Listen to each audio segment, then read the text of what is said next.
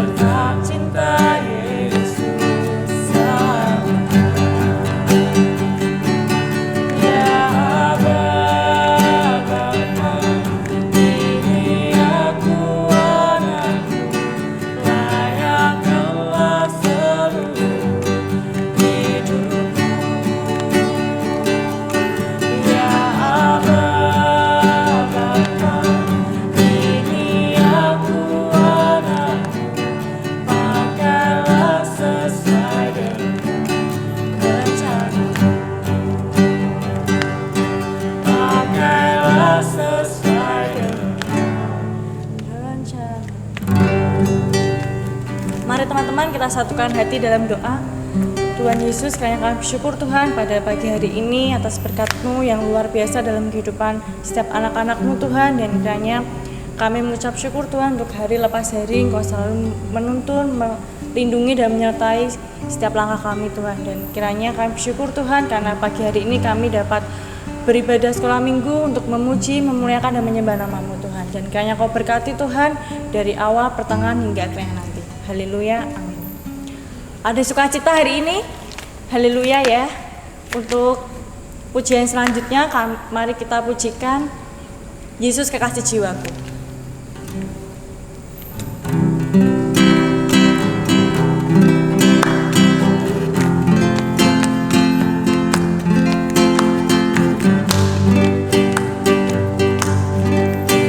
Mari yang di rumah berdiri sambil joget-joget ya. Kekasih jiwaku, sungguh ku percaya padamu, karena kasih-Mu padaku, Kau tebus dosaku. Dari terbitnya matahari dan sampai terbenamnya, kuatkanlah pujian, tinggikan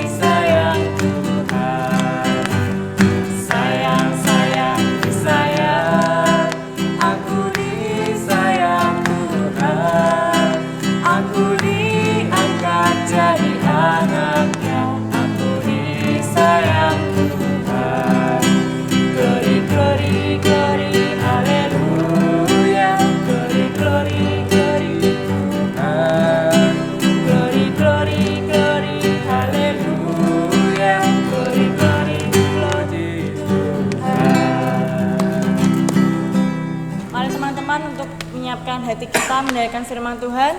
Mari kita pujikan Yesus Kupanggil.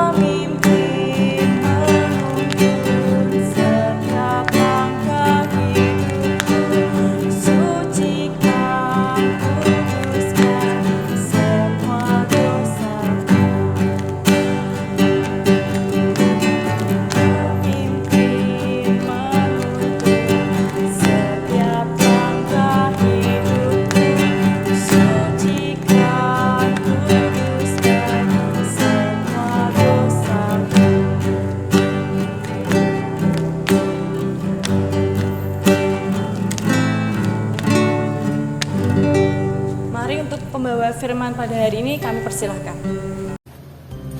Shalom adik-adik sekolah minggu yang terkasih. Apa kabar hari ini? Kiranya adik-adik semua dalam keadaan sehat, semangat, dan sukacita selalu. Ketemu lagi dengan Bunda Penti. Pada kesempatan hari ini kita akan bersama-sama belajar firman Tuhan yang terambil dari Kitab Kisah Para Rasul bab yang ke-16 ayat yang ke-9 sampai dengan ke-15. Kita akan bersama-sama belajar tentang sifat menolong. Aku suka menolong. Nah, sebelum kita lebih lanjut belajar tentang firman Tuhan kali ini, kita bersama-sama berdoa terlebih dahulu. Mohon pimpinan Tuhan agar kita dapat mengerti apa yang Tuhan Yesus kehendaki dalam kehidupan kita sehari-hari.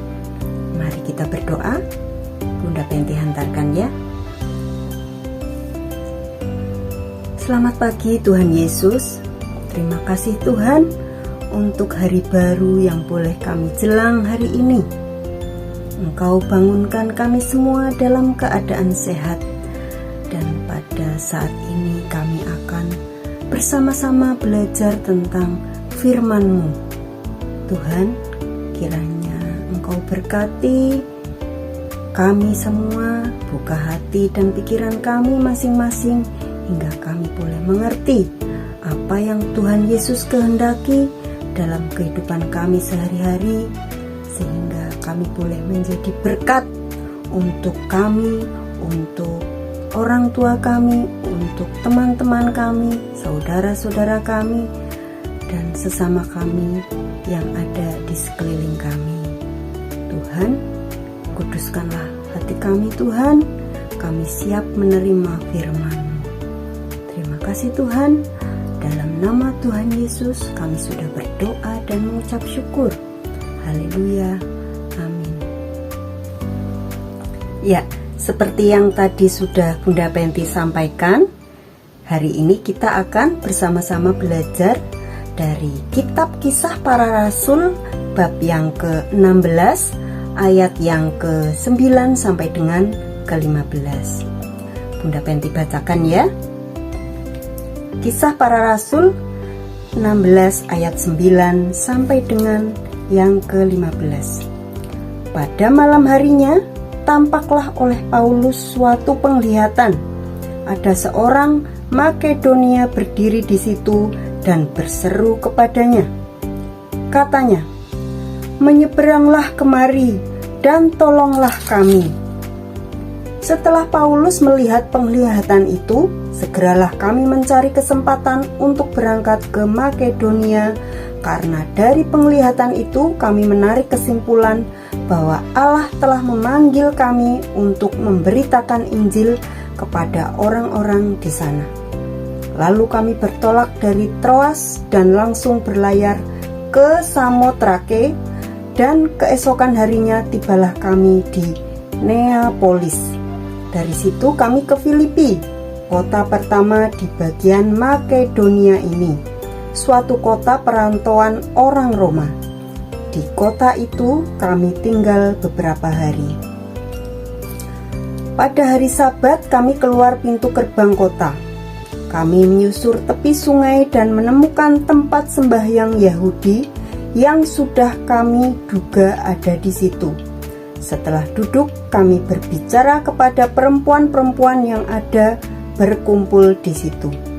Seorang dari perempuan-perempuan itu yang bernama Lydia turut mendengarkan. Ia seorang penjual kain ungu dari kota Tiatira yang beribadah kepada Allah. Tuhan membuka hatinya sehingga ia memperhatikan apa yang dikatakan oleh Paulus. Sesudah ia dibaptis bersama-sama dengan seisi rumahnya, ia mengajak kami, katanya, "Jika kamu berpendapat bahwa aku sungguh-sungguh percaya kepada Tuhan, marilah menumpang di rumahku." Ia mendesak sampai kami menerimanya. Demikian firman Tuhan, adik-adik. Dari firman ini kita akan bersama-sama belajar firman Tuhan yang mengajarkan kita untuk sikap saling tolong menolong. Sebelum Bunda Penti bercerita lebih lanjut, tadi dalam firman Tuhan disebutkan seseorang yang bernama Paulus. Siapa Paulus, adik-adik? Ya, Paulus adalah salah satu rasul Tuhan Yesus. Sekedar mengingatkan, sebelum berganti nama menjadi Paulus, namanya siapa? Ya, namanya Saulus. Jadi sebelum menjadi pengikut Tuhan Yesus, Saulus ini jahatnya minta ampun, adik-adik. Ia sering menganiaya para pengikut Tuhan Yesus. Namun setelah ia bertemu dengan Tuhan Yesus dan mengenalnya secara pribadi, perubahan pun terjadi. Saulus bertobat dan berganti nama menjadi Paulus. Mau tahu kisah Paulus selanjutnya?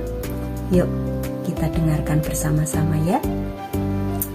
Jadi dari firman Tuhan yang sudah kita bersama-sama baca tadi, diceritakan bahwa pada suatu malam saat Paulus hendak beristirahat, tiba-tiba ia mendapat penglihatan dari Tuhan. Dalam penglihatannya, Paulus mendengar ada suara orang yang berseru, "Tolong, tolong!" Paulus pun mengernyitkan dahi untuk melihat lebih jelas siapa yang berteriak minta tolong itu. Maka dilihatnya oleh Paulus seorang Makedonia berdiri di situ dan berseru kepadanya, katanya, "Menyeberanglah kemari dan tolonglah kami." Paulus memahami bahwa penglihatan itu berasal dari Tuhan Yesus sebagai petunjuk arah supaya Paulus pergi ke Makedonia untuk menolong orang-orang yang belum mengenal Tuhan Yesus. Kemudian segeralah Paulus pergi ke Makedonia, langsung menuju ibu kotanya yaitu Filipi. Di kota Filipi ini, Paulus mengabarkan Injil dengan penuh semangat dan sukacita. Paulus pergi ke rumah-rumah ibadah yang ada di Filipi untuk menyampaikan kabar baik tentang Tuhan Yesus dan karya penyelamatannya. Berkat pelayanan firman yang disampaikan Paulus, banyak orang Filipi yang mengenal dan akhirnya percaya kepada Tuhan Yesus. Orang pertama yang percaya dan mengikuti Tuhan Yesus adalah Lydia. Lydia adalah seorang perempuan penjual kain ungu dari kota Tiatira. Ada satu hal yang menarik dari pertobatan Lydia ini, adik-adik. Apa itu? Yang menarik adalah sebagai tanda pertobatannya, Lydia mengundang Paulus ke rumahnya. Katanya, "Jika kamu berpendapat bahwa aku sungguh-sungguh percaya kepada Tuhan, marilah menumpang di rumahku." Tindakan Lydia yang mengundang Paulus untuk menumpang di rumahnya adalah sebuah tindakan keterbukaan hati seorang Lydia untuk menerima Tuhan melalui utusannya. Saat seseorang mengundang orang asing menginap di rumahnya, sama saja ia mengundang Tuhan untuk tinggal di rumahnya. Dengan demikian, rumah yang ditinggali seorang tamu asing akan dipenuhi dengan berkat. Dalam konteks ini, Lydia dan keluarganya ingin supaya Tuhan melalui utusannya berkenan hadir dan tetap tinggal dalam kehidupan keluarganya, sehingga ia dan keluarganya senantiasa diberkati oleh Tuhan untuk menjadi berkat. Paulus pun memenuhi undangan Lydia, karena apa yang dilakukan oleh Lydia adalah sebuah cara Lydia untuk mewujudkan tanda pertobatannya. Dengan mengundang Paulus, Lydia ingin menunjukkan sikap hidupnya yang baru, yang tidak lagi hidup untuk kepentingan sendiri, tapi juga untuk kepentingan orang lain. Dalam konteks ini, Lydia mengingatkan kembali akan hakikat hidup manusia sebagai makhluk sosial, bahwa sebagai makhluk sosial, manusia hidup memerlukan manusia yang lainnya. Jadi keliru jika ada manusia yang hidup hanya untuk dirinya sendiri atau egois. Sebagai penutup, Bunda Fenty akan menceritakan sebuah kesaksian. Jadi diceritakan ada seseorang yang bernama Pak Yuda. Pak Yuda dikenal sebagai seorang yang baik, yang suka memberikan pertolongan kepada siapapun dengan tulus.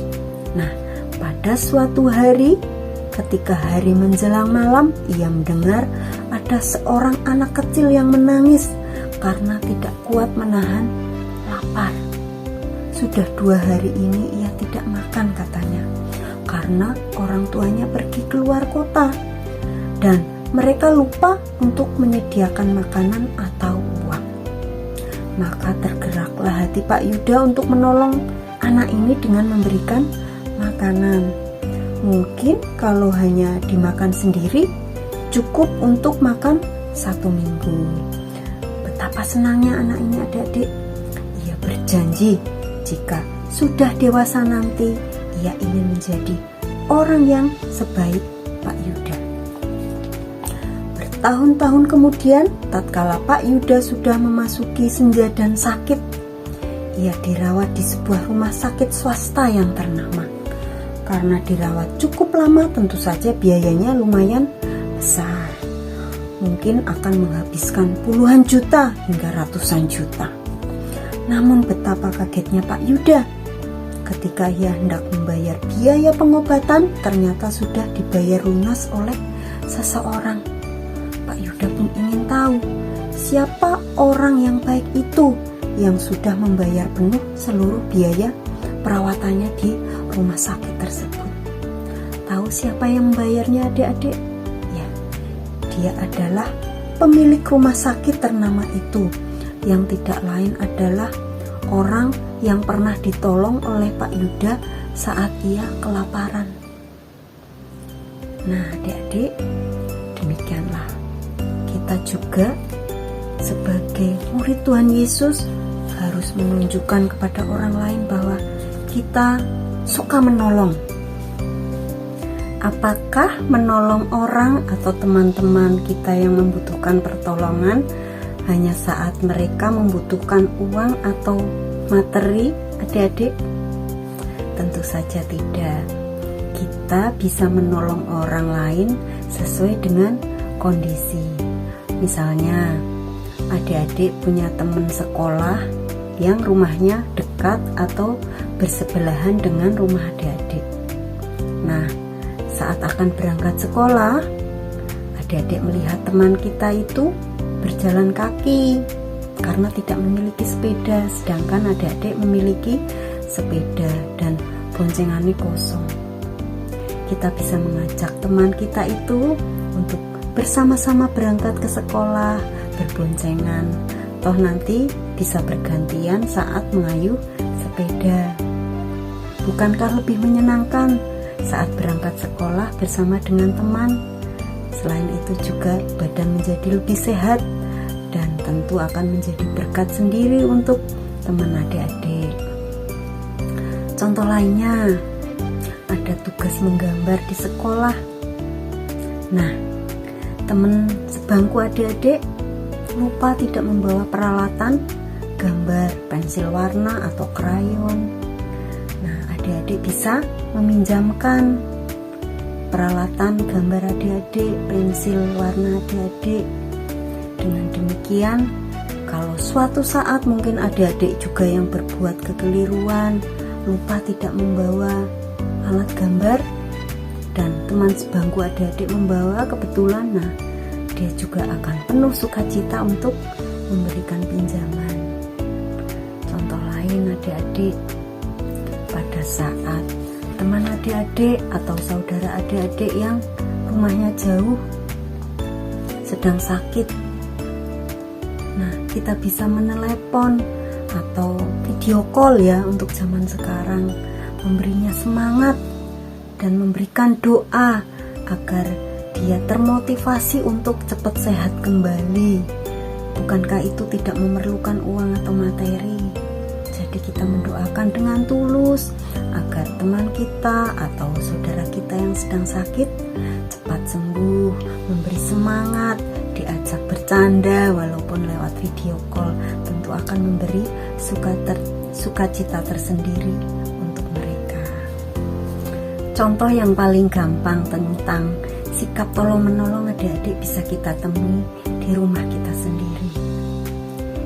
Pada saat bangun tidur, kita merapikan tempat tidur kita sendiri, itu sudah menolong ibu karena kita sudah bertanggung jawab untuk disiplin merapikan tempat tidur kita sendiri. Kita disiplin bangun, seharusnya bangun jam berapa agar tepat waktu sampai di sekolah, tidak perlu harus dibangunkan oleh orang tua kita, itu sudah menolong. Kemudian saat mungkin ibu sedang sibuk dan kita punya adik tidak bisa menjaga ibu, maka kita juga menolong ibu, atau mama kita, bunda kita menolong adik kita, diajak bermain, itu juga sudah menolong. Kebalikannya saat adik-adik mungkin kesulitan dalam mengerjakan pekerjaan rumah, ibu biasanya menolong, membantu, menjelaskan bagaimana mengerjakan, atau membantu ayah untuk mengepel atau mengelap sepeda kita sendiri. Itu juga sudah mencerminkan sikap menolong orang tua. Adik-adik sekolah minggu yang terkasih, demikianlah kita sebagai makhluk sosial tidak bisa hidup sendiri. Kita pasti membutuhkan orang lain di sekitar kita. Oleh karena itu, kita harus hidup saling tolong-menolong seperti yang sudah Tuhan Yesus ajarkan melalui kisah Rasul Paulus dan Lydia. Nah, pada kesempatan hari ini, ayat indah terambil dari kitab Kisah Para Rasul 16 ayat yang ke-10. Bunda Penti bacakan ya. Kisah Para Rasul bab 16 ayat 10 yang demikian. Setelah Paulus melihat penglihatan itu, segeralah kami mencari kesempatan untuk berangkat ke Makedonia. Karena dari penglihatan itu kami menarik kesimpulan bahwa Allah telah memanggil kami untuk memberitakan Injil kepada orang-orang di sana. Amin. Demikian adik-adik sekolah minggu yang terkasih, firman Tuhan yang kita terima hari ini. Kiranya kita semua dimampukan untuk menjadi pribadi yang suka menolong. Mari kita akhiri dengan berdoa. Tuhan Yesus, terima kasih Tuhan atas penyertaan-Mu sampai dengan hari ini, atas pertolongan-Mu yang Engkau berikan untuk kami dari hari lepas hari di dalam kami menghadapi permasalahan ataupun perkara yang kami hadapi. Ajarilah kami untuk senantiasa menjadi pribadi yang suka menolong terhadap orang-orang yang sedang kesusahan. Tuhan, kami serahkan kehidupan kami selanjutnya untuk menjadi garam dan terang dunia. Terima kasih Tuhan, dalam nama Tuhan kami Yesus Kristus Juru Selamat kami yang hidup, doa ini kami panjatkan. Haleluya, amin. Sampai jumpa adik-adik sekolah minggu. Tuhan Yesus memberkati. Terima kasih untuk pembawa firman pada pagi hari ini. Kiranya apa yang difirmankan dapat menjadi berkat untuk kami semua. Untuk pujian selanjutnya, mari pujikan burung pipit.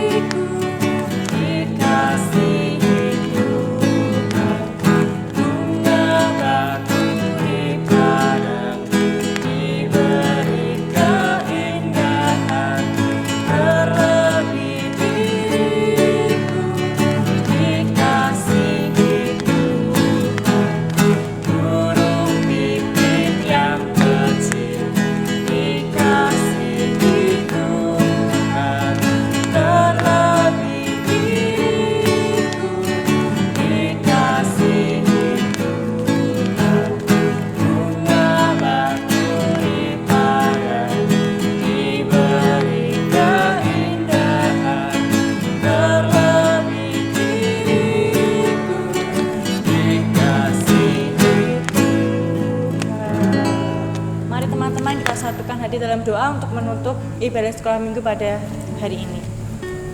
Tuhan Allah Bapa kami, kiranya kami mengucap syukur Tuhan, Kau telah memberkati ibadah sekolah minggu pada hari ini Tuhan, dari awal, pertengahan hingga akhirnya. Dan kiranya kami berdoa Tuhan untuk aktivitas kami selanjutnya, biarlah Engkau yang menuntun menyertai untuk setiap apa yang menjadi aktivitas kami Tuhan, supaya dapat menjadi sekendak dengan Engkau. Dan kiranya Engkau berkati untuk ibadah sekolah minggu berikutnya Tuhan, biarlah kami tetap mempunyai sukacita dan semangat yang luar biasa untuk menyembah dan memuji nama-Mu. Di dalam nama Tuhan Yesus kami sudah berdoa dan mengucap syukur. Haleluya, amin. Untuk kita sudah di penghujung acara ya teman-teman. Untuk menutup sekolah minggu pada hari ini, mari teman-teman kita pujikan Bapa terima kasih.